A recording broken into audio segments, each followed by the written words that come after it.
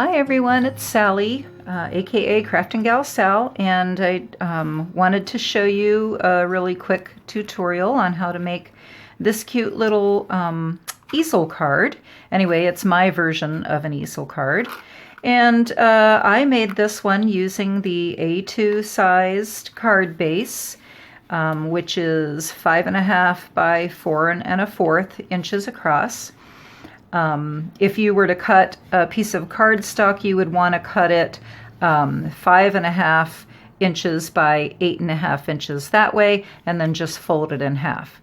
So in order to make this easel card, I just take the front flap of my card base and fold it directly in half like that.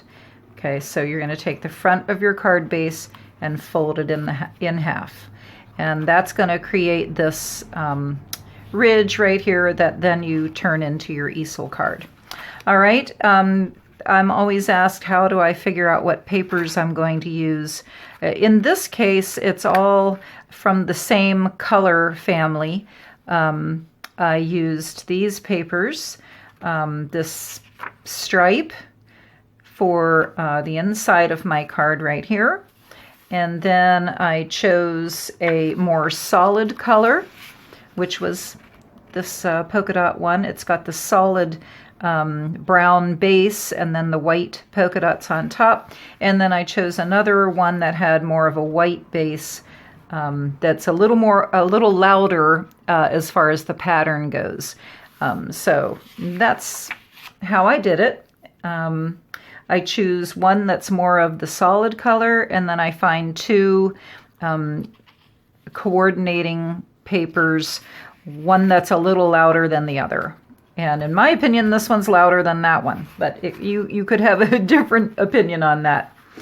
So anyway, you're going to need one sheet to be cut at 5 1/4 inches by 4 inches that direction, and that piece is going to be your base on the inside of your card like that. You're going to cut the other two pieces the same dimension, which is 5 1/4 by 4 inches, but then you're going to take each of your pieces and just cut them in half at 2 inches. So I'll show you how I do that, but I'm going to use some different colors because I wanted to make a blue one this time. So I've got these blues, and I'm going to use this as my inside piece, but I'm going to go ahead and cut these for you and show you how I came up with the pieces to cover the front. So the first one I'm going to do 5 1/4 by 4. And then take this 4 and turn it into 2. So the side that's 4 inches, you're going to cut at 2 inches. Now you have two 2-inch pieces, okay? And you're just going to lay one of them aside to the side. I'm going to do the same thing to this one. So I need 5 1/4 by 4. And again, I'm going to cut this one in half at 2 inches. Okay, so basically what I have 2 for the front of my card. Okay, they're going to go like that. And then I have 2 extras. One of these I'm going to use as the inside pocket. Okay, so I haven't decided which one I'm going to use yet. Then I need to cut my inside piece, which is just simply 5 1/4 by 4 inches. All right, so that's what you need there. Excuse me, putting all this stuff away. So you're going to need your card base, and I just use pre-made card bases most of the time. This one happens to be from Dairies. I probably bought it at Hobby Lobby, maybe, I don't know where I got it, but you know, you can buy it at any craft store like that. So I've got that. I'm going to take my front flap and just fold it in half. So I just go right to the crease, fold it, grab your bone folder if you have one, and I think mine's just made of plastic. I don't think it's bone. So that you have a nice crease. That's my front, and here's my inside. I'm going to take some my tape runner and just go ahead and put this on the inside of my card.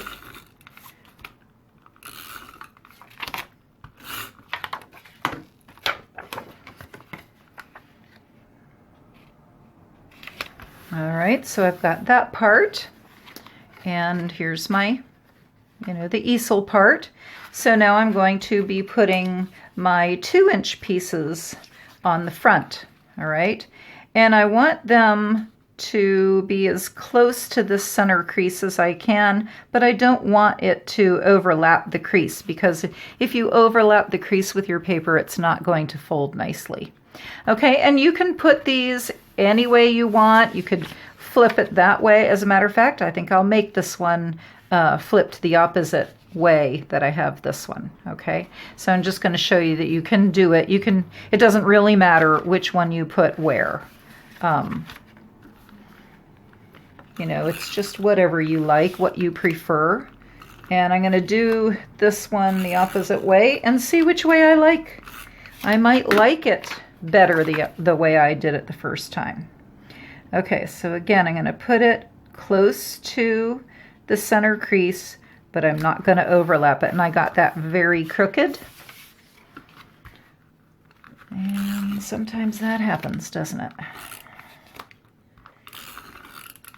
And I know that I could go back and try to pick that off of there and straighten it up, but the chances of me doing that without ripping paper and making a mess are pretty slim. All right, so there's this part of my easel card. All right, now as we can see, this is how it's going to look. So now I need my guy. Okay, now this one I made, my sister-in-law Donna takes care of our dogs anytime we're away on vacation, and we just came back from almost a 2-week trip to the beach, and she watched both my wiener dogs for me, as she always does. So I like to make her a special thank you card for taking care of my dogs, which is why I chose the dog sticker for this one. The sticker, I have no clue where these stickers came from, except that I got them in a yard sale, a batch of scrapbooking things that I got at a yard sale. So this is the only guy I have left on that whole sheet. So I'm really sad, because I'm going to have to look and see if I can find this again. Who knows how old this is? It's from Leisure Arts. Anyway, so this is the guy I'm going to use. And I just cut a sheet of white cardstock at 2.5 inches this direction by 4 inches, and 4 inches so that it would fit on the front of the card nicely and not overlap. Okay, so this is 4 inches going that direction. 2.5 inches because I wanted to fit that guy on there, and I needed about 2.5 inches width that direction. So this is going to work fine for this guy as well. Now before I put my sticker on, and I'm going to flip this over, before I put my sticker on, I wanted to, I was going to stamp some flowers or something like that. So I picked out this really pretty flower stamp that I'm sure is from Stampin' Up, but I have no clue how old it is. JG stands for Jennifer Guest, and that's my sister. She gave me a whole bunch of her old Stampin' Up stamps to keep at my house because she knows I make cards. She bought a bunch of stuff a long time ago and really doesn't ever use them.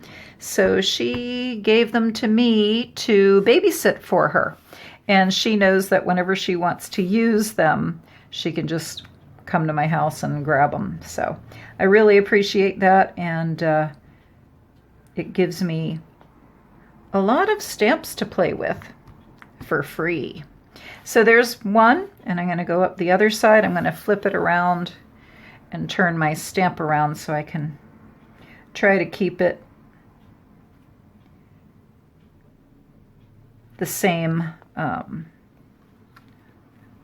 width off of the side of the page. So there's that. My little doggy is going to go on the front of it. I'm going to start coloring this in. I'm using glitter gel pens to color. So I'm going to pause the video. I'm going to color it and then I'll come back. So I'll be right back. All right, I'm back. Everything's colored in. I've got my little doggy sticker on there. I went ahead and stamped just a note at the top and did a little bit of doodling. And now I'm ready to glue this onto the front of my easel card. So I want this to stand up like that. So I know that I'm going to put my glue on the bottom half of this panel right here. So I'm going to go a little lower than half and put my glue on there. So I don't want to accidentally put too much glue too high on this panel, or it won't work very well. So now just kind of eyeball the middle if you're like me and glue that on there. I'm going to go ahead and turn it this way just to kind of hold my glue down there. Press it on there. All right, so there's my little front of my easel card. All right, the next thing I need is for my thank you to go in down here to hold it up.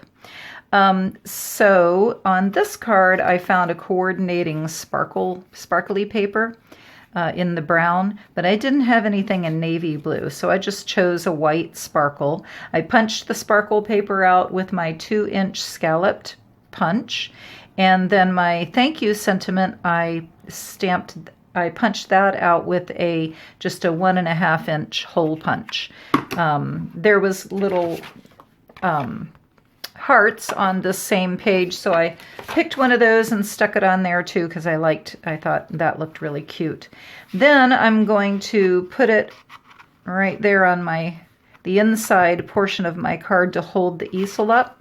So I raised it up with some 2-sided foam tape, and we'll just, I like to I'm going to try to turn it a little bit because I like it to be a little wonky. Mainly because I don't do things very straight anyway, and when I try to be straight, it's never really straight. So this way, it's sideways on purpose. All right, so I am almost done with my easel card. Now, you could be done at this point, but because I make these for my sister-in-law who takes care of my pets, I also, give her a little monetary thank you for this as well. So I'm going to put a pocket in here. I chose this paper for my pocket this time, and all I did was found the middle of this, and I just punched a little notch like that with my 1.5-inch punch. So that's how I made the notch. I'm going to put my pocket just like that. So since it's a pocket, I'm not going to put any glue around this top edge. I'll only do it around the 3 sides. So you want a thin line of glue around your 3 edges. And that's how easy it is to make a pocket. And oh my goodness, okay. So let's get this lined up where I want it, just like that. Now I have a nice little pocket to put a check or a gift card in there. I can write my note to my sister-in-law there, and there is my new easel card. So I hope you enjoyed that. I hope you were able to follow along. Please like the video, and if you haven't already subscribed, go ahead and subscribe to my channel. I'm going to do a drawing when I reach 1,000 subscribers. So if you do subscribe, or if you want to be entered into the drawing as a subscriber, please leave a note, a comment with this video. Let me know that you're a subscriber and give me your name, and I will enter your name into my drawing. So until the next time, happy crafting. Goodbye.